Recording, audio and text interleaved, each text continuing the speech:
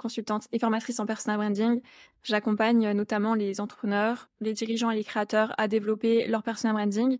Et selon les clients que je vais avoir, on va jouer sur différents objectifs. Donc pour des entrepreneurs entre guillemets débutants, on va aller chercher à développer un personal branding qui va attirer les clients à eux. Pour les dirigeants, on va chercher plutôt à les faire reconnaître dans leur milieu. Et pour les créateurs, ça va être leur créer une image de marque impactante. Voilà. Ok, ouais.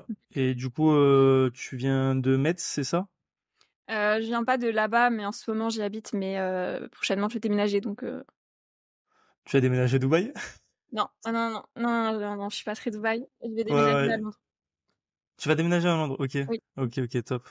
Et du coup, un peu, ouais, par rapport à ton parcours, t'as commencé à quoi? Parce que j'ai vu, du coup, parce que j'ai fait mes recherches, je t'ai dit pigier, mais je sais que t'as créé, du coup, ta boîte. J'ai fait le parallèle enfin, que tu l'as fait pendant tes études, j'imagine, la dernière année de ton master.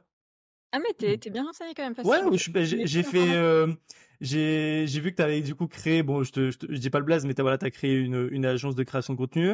J'ai capté au niveau des dates, c'est à peu près au même moment du coup que la fin du M2, enfin du coup ta deuxième année de master. Moi, je suis dans mon cas aussi, c'est ma deuxième année de master, donc je crée le podcast, donc petit rapport. Donc ouais, si tu veux un peu parler je pense qu'il y a quand même un lien avec le fait après de développer ce Ouais, business-là.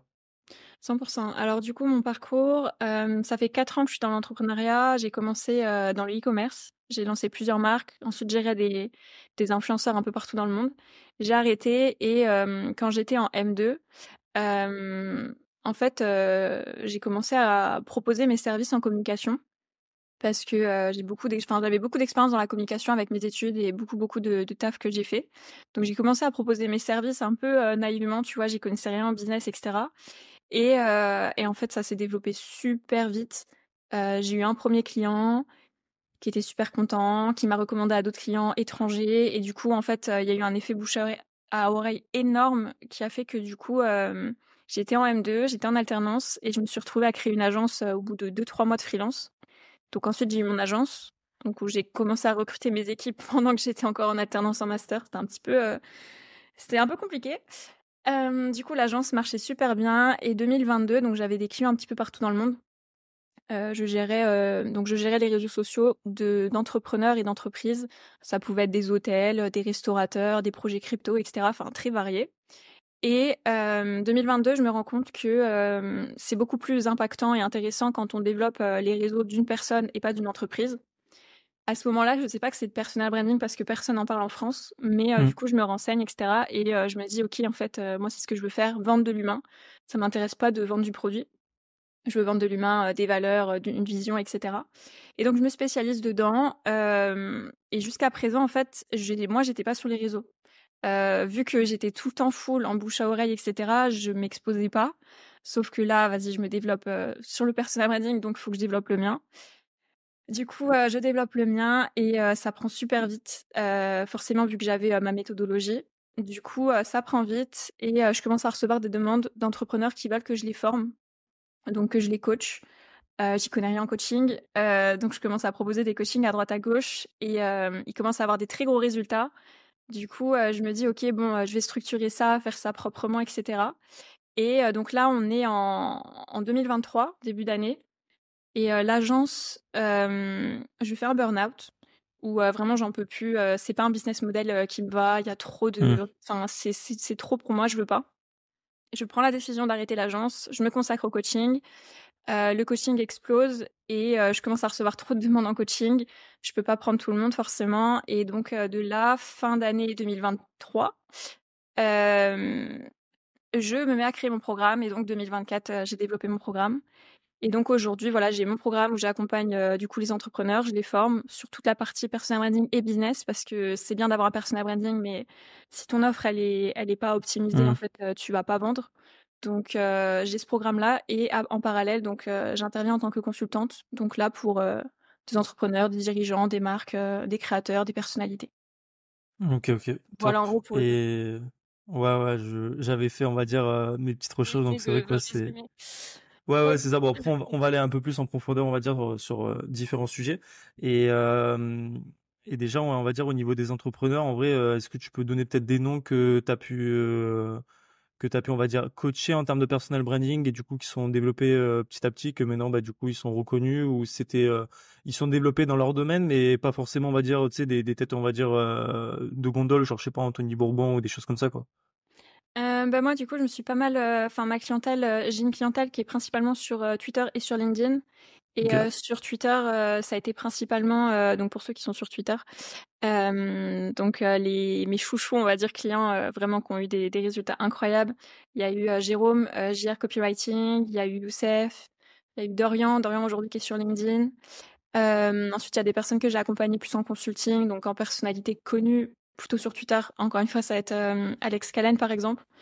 Mhm. Aujourd'hui, j'accompagne de plus en plus des gens sur YouTube, dont pour l'instant, je vais taire le nom parce que j'ai un peu, en fait, pour les clients assez importants que j'ai, la discrétion, c'est assez important. Donc, pour Ouais. l'instant, je communique pas trop. Je parle des clients, en fait, une fois que c'est passé.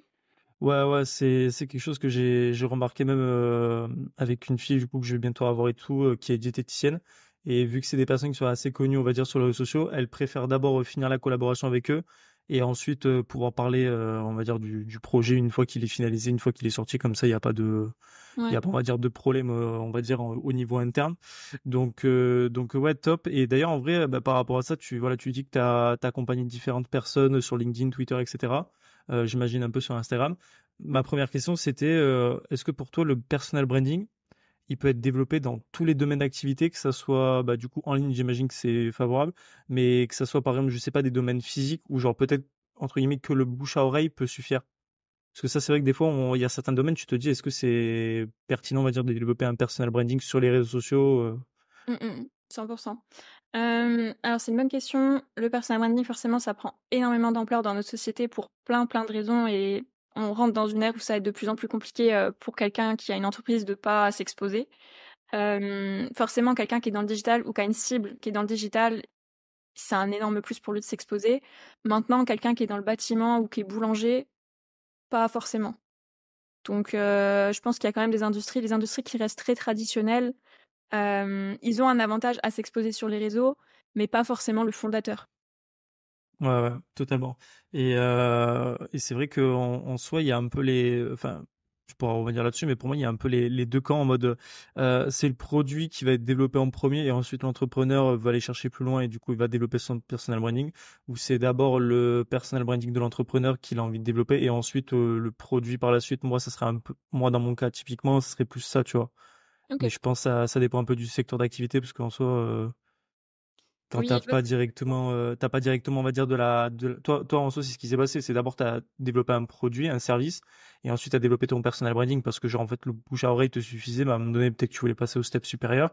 Et du coup, tu n'aurais peut-être pas fait directement le personal branding pour peut-être vendre surtout à l'époque, pour vendre après, de la création de contenu, enfin, voilà, quoi, un système. bah, en fait, il faut bien distinguer, c'est qu'il y a les gens, il y a les entrepreneurs et les créateurs. Quand tu es plus dans la partie business, 100%, il faut développer ton produit avant de développer ton personal branding.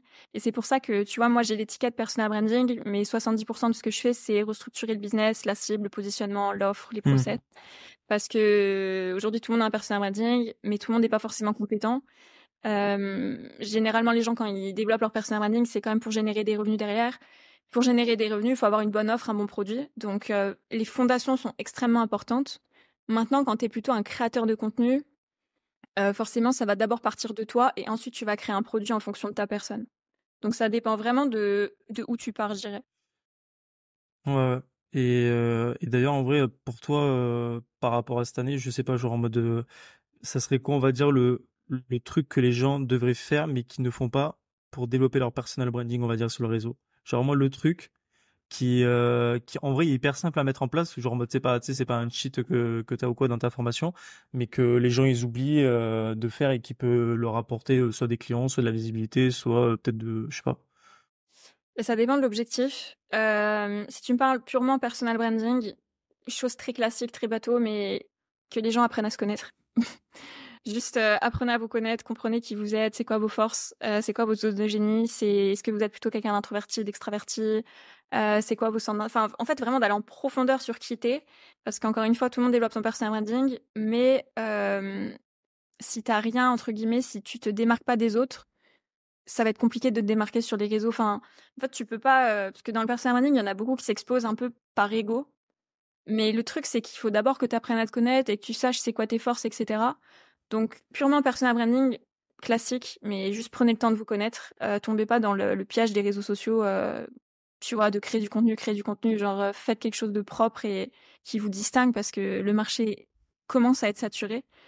Enfin, il est déjà saturé en quantité, mais pas forcément en qualité. Mais du coup, là, on est dans un marché, que ce soit business ou création de contenu ou peu importe, faut se démarquer. Pour se démarquer, ça part d'abord par apprendre à se connaître. Et dans le business, classique, mais que tous les débutants, principalement font l'erreur, c'est, ultra important. Quand vous vous lancez, il faut que vous ayez une cible précise. Souvent, quand on se lance, on se dit: «Je veux parler à tout le monde, comme ça je suis sûre que je ferai des ventes. Je suis sûre que je vais intéresser des gens», alors que c'est tout le contraire. Faut pas avoir peur, justement, de renoncer et de se concentrer sur une ligne directrice.